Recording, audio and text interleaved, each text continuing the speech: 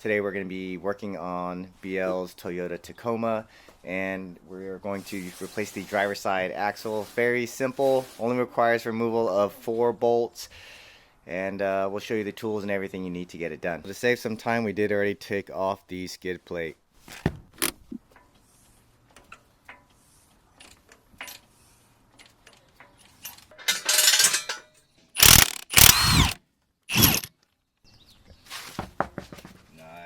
Located the boot issue here. We're not sure why it ripped, but it made a mess. Look, it's like a bloodbath in here.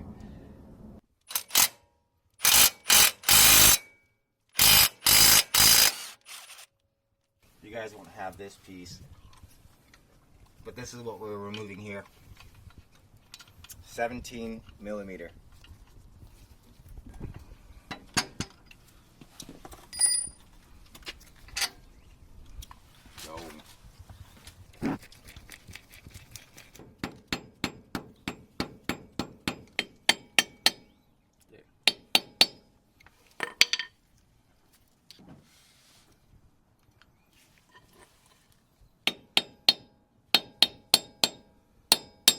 You can see if you keep hammering it in, you can't really get it in very far. So if you keep hammering it, you're actually just going to be bending the cap.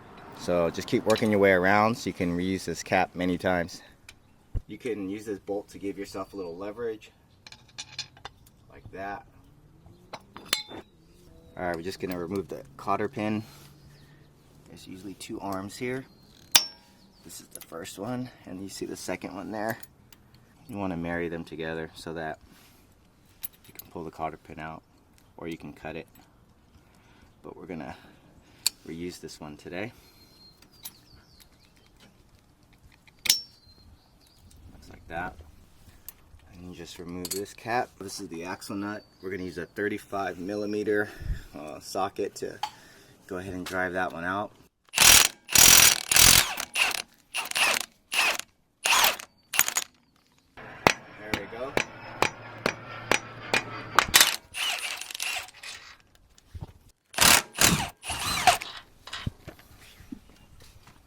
We just removed these 2 lower control arm bolts. So now this whole assembly should just pop right off.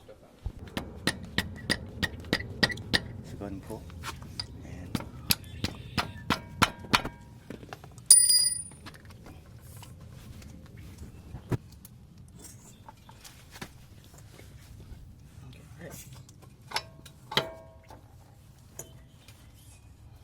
Stop.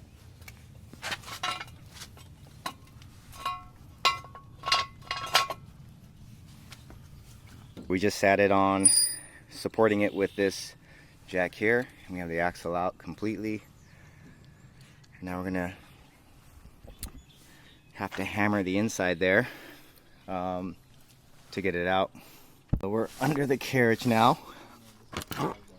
We got this drain pan here to catch any leakage once we get this out, but there's these little grooves. You can see them here.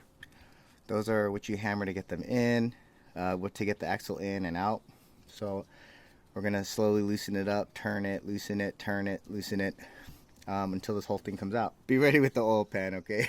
If you want the side that you're taking the axle out of, you can actually tilt that side higher so that you don't lose as much gear oil, and it doesn't make as much of a mess.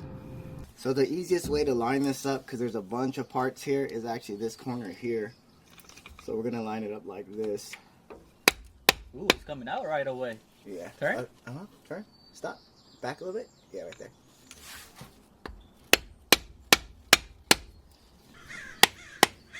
It's coming out. It's going back in. Use a bigger hammer. Bigger hammer is gonna make the job much faster. There you go.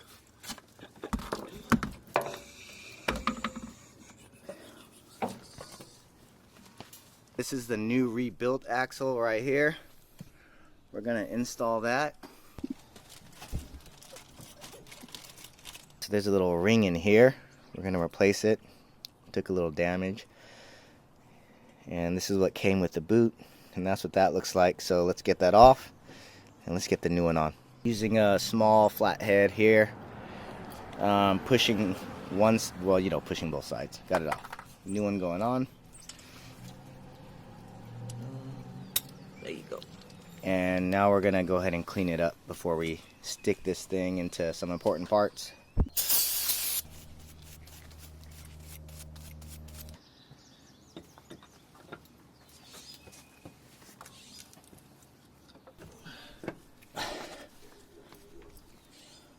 Okay. Rotate. Rotate. Good. Rotate. Oh, it's going in. Yeah. Good. Seated. Yeah, we're seated in. I think we're good. Little simple green. So make sure your hands are clean because you don't want to get grease on your brakes. So I took my gloves off. Just angle it. Rotate it. Yeah, there you go. At this point, the axle's on, and we're just gonna align the bottom to go with the spline. Yeah, just like that. Wait, lift it.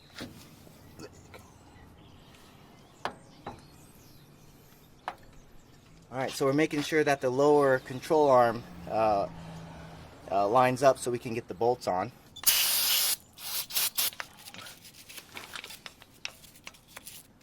We're gonna get some anti-seize on these two lower control arm bolts and then get them back on. We did give these bolts a little brushing.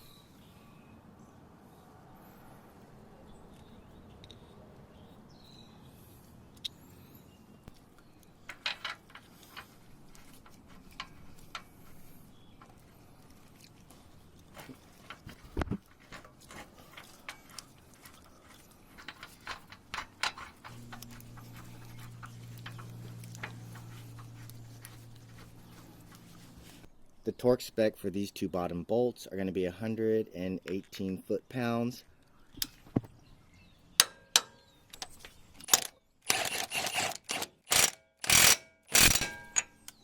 And the torque spec for this axle nut is 174 foot-pounds, which is a lot. And then after all that, we'll put this last bolt back on too.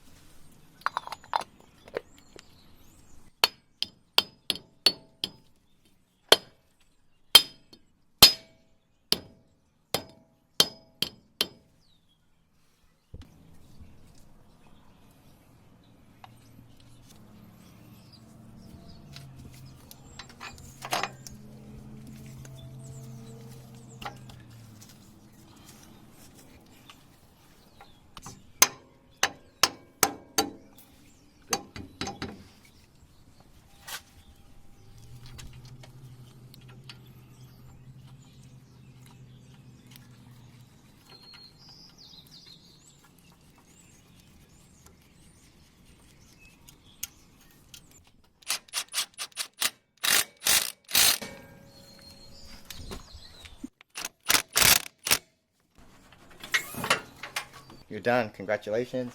Easiest axle job ever. Working on your own truck is super enjoyable. We had a lot of fun here. It's very peaceful. The money you save on labor. Don't waste your money on this dealership. Get it done yourself. You'll be by yourself maybe when you're on the road. So it's good to know how to do this. I made sure all the tools that you needed were back in the video. So if you look at the clips, you'll be able to see all the tools you need if we didn't mention it. So thanks for watching. Enjoy the trails. For those of you still here at the end of the video, I'm gonna give you a quick lesson here. If you can see, this is wearing. This is actually not a very old axle, but the boot's already wearing out. You can see we're gonna need to replace that pretty soon. So we'll do that in the next video. Before I explain why that's happening, I want you to see all the worn areas here. If you can see here, it's pretty worn out, it's cracking. But this looks fine. Down here looks fine, here looks fine. Here's cracking a little bit.